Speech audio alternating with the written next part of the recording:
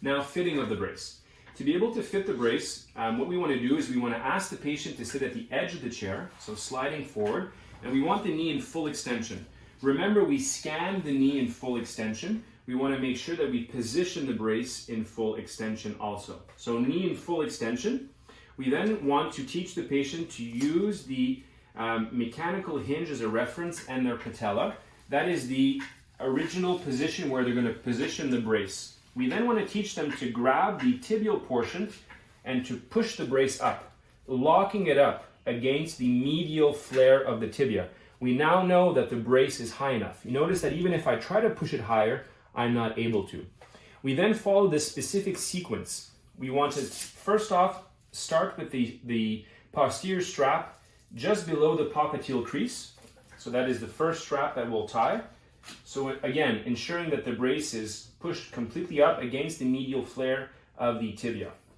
Second strap is superior to the popliteal crease. Third strap is at the calf.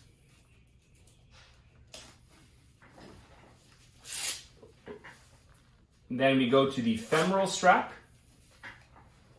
If the patient has an anterior strap, this is the last strap that we will tie.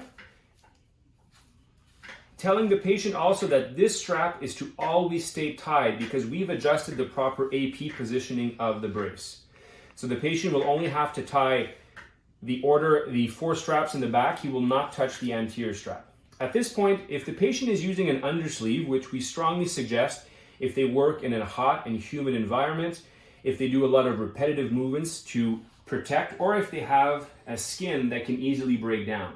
At that point, once we've positioned the brace over the sleeve, we just wrap that sleeve over the edge of the brace, especially on the femoral portion, ensuring that the sleeve will not move, will not migrate for the patient's duration.